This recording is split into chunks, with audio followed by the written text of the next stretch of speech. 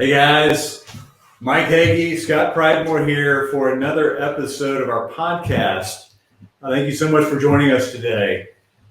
Mike, let's talk about a subject that is on all the minds of buyers in today's marketplace, right? Absolutely it is. So here it is, Mike. I'm going to throw it at you, and then I want you to answer the question. And of course, as always, I'll throw in my 2 cents on that as well. The whole idea here is to add value to someone's experience as it relates to real estate. In this case, we're answering the question, what are 3 ways that buyers can stay positive in a seller's market? Gosh, that's a loaded question, and it's a great question. As you mentioned, it's on everyone's minds. We've personally encountered it, our team has encountered it. You may be feeling this right now, and there is hope. There's a house for everyone, and staying positive throughout what may feel like some turbulent times. You're not winning on the first, try. As they say, try again. Sometimes the first way that comes to mind might very well be the approach. I do think that if you're examining the approach of what you learned the first time, perhaps on the second, and hopefully not beyond that, but if so, you're learning each time what the market is bearing on that particular house in that general area, and examining the criteria that you've laid forth as your needs versus your wants, and or the approach that's delivered is probably a top tip to think about. That's a fantastic point, Mike. So really, when you say the approach, obviously we all are the adaptation of our experiences, right? So for a buyer in today's marketplace who may have made offers on more than one property and missed, meaning the seller did not accept the offer, reevaluating and you've constantly evaluating that approach can go a long way with respect to one's ability to win the offer, right? So whether that means dialing up sales price as needed, there are many levers you can pull in this approach. That is, it could mean increasing due diligence. It could mean adapting your ideal close date in alignment with what the seller is wanting to achieve with respect to timing. Another way to evaluate that approach might be someone that has decided in the beginning that they want a half-acre lot, and they're not willing at that point to compromise on that, but further getting into the market and understanding the market, maybe they found some other opportunities that were just less than a half acre that might have been great opportunities, right? Absolutely. I think it's fluidity of the needs and wants. If you, in the beginning, if you're a buyer, you say a half acre lot, maybe the question is the what if. Like, what if there was a quarter acre lot, but on a private cul-de-sac that backs up the woods? Is the need for the half acre lot for privacy? In which case, a quarter acre, half the size, might actually accomplish that. 100% agree. Or maybe you back up to, like I have friends and clients that back up to Freedom Park, right? So their lot is about 3/10 of an acre, but they have direct access to a public park with soccer fields, basketball goals, a play gym for the little ones, right?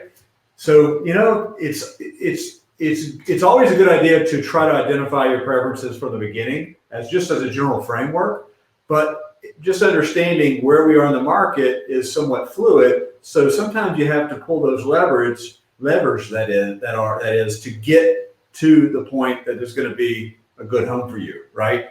And be open to adjusting and evaluating. You have to. I mean, particularly if you've lost out on a few properties. And like you mentioned, if you've got a soccer field if that's very important for you, that's part of your family rhythm in life is exterior sports or recreation, is re-examining, maybe it's not that particular park, but maybe it's another park that's relatively closer. Maybe it's within driving distance of that park. And that might be okay considering what you're willing to accept now versus what you started off with. And that fluidity and flexibility, particularly as time goes on, that adaptation, as you mentioned, is solid. That's a solid point. Absolutely. And here's the second point that I will bring up, and let's have some dialogue around it, is just keep in mind that you as the home buyer, you're looking for one property, right? So the good news is you're looking for one, you don't need 5, right? And there are a lot of buyers in the marketplace here in Charlotte.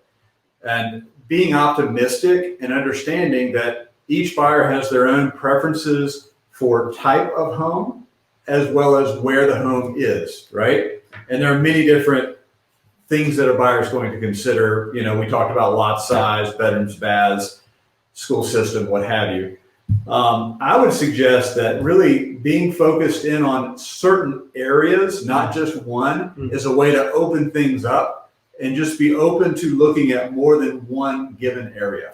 That's a solid point. And you have to think about it this way. If there's 15 offers on a property and you made one, that means there's 14 other buyers in the same general geographic area, same general style of home that now have to find a home in addition to you. Only one got the deal. Only one moved forward and purchased. So if you're looking at one geographic area, being flexible to other areas that are relatively close can be really beneficial for you.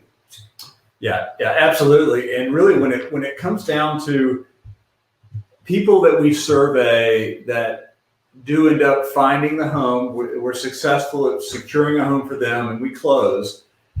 Time and time again, those buyers share their feelings that, you know what, it just was a matter of them getting familiar with what they can and can't buy in the given areas that they were considering. Okay, so once again, in this case, perception is reality. Sometimes folks that, you know, live in a different area or relocate in from a different area of the country, their perception of what they can get for their money or can't get can sometimes slow things down.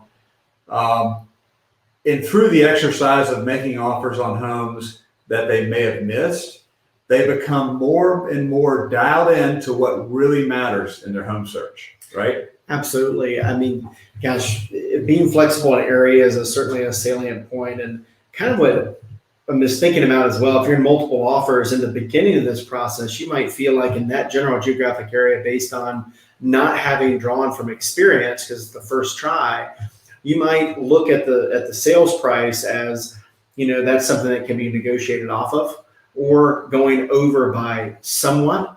And it's hard to say in that one, there's so many variables and context, but on average, we're seeing, and this is kind of a generality, but 3 to 8% over list price right now. In some cases, the wild card offer might come in at 10% or higher. Yeah, in certain neighborhoods, obviously, you know, there are definitely examples, and we could share stories where, in fact, those numbers exist.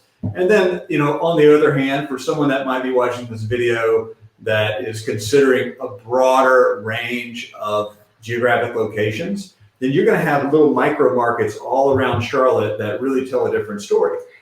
And right? that's to merit the point, is like if that one area that you really thought was the A+, and there might be another area you're just not as familiar with, going back to those needs analysis of, you know, I need a good school district, I need to be close to a parks and rec, I need to be close to where I work or within a commutable range. Perhaps in that submarket you really wasn't familiar with, it may not be as competitive if you're open-minded to it. All good points. Love number 2. So let's talk about number 3. Be open to a home that may need work. Let's talk about that. It's so true that you walk into a home and you only have a chance to make a first impression once. So there is that. And when you walk in... Wait, real quick, that's what we tell our sellers all the time. We tell them all the time. You have one chance to make a great first impression with the buyer, with a home buyer. With right? a home buyer. Yeah. And that's where if 80% of people walk in and potentially walk back out based on blue walls, not being as clean, pictures aren't right, not staged, dark, you know, that could be accomplished with better lighting potentially, a fresh coat of paint, maybe some new carpet. And you have to envision a home as it's a feeling of location and what the community assets have to offer, the amenities that a neighborhood might provide. And you have to think about everything inside, if it's cluttered full of items, being completely vacant. Totally agree. That's a great point, Mike. So really, I think we both agree where the home is located is the most important part of a home buyer's enjoyment of that given home. Yes. Because where it's located cannot be changed. But hence, a home that needs updating, meaning paint and, you know, kitchen, baths, refinishing hardwoods, landscaping, all of that. And this is all assuming you can get it for a price that is really in justification of where it is in condition, right? There's an opportunity there. And a lot of home buyers in today's market might be only looking for move-in condition homes. So it opens you up to more possibilities in the area where you really where you want to settle, where you want to be. I could have said it better. In the end, I mean, it's where you live is important, and the box isn't as important as where the box is located. Sure. And obviously, we certainly recognize that time is equally as important as the home that you eventually choose. But just thinking of ways to really think creatively in this very competitive landscape, being a seller's market here in Charlotte, North Carolina. So we hope you enjoyed this session today, where we discussed 3 ways for buyers to stay positive in a seller's market.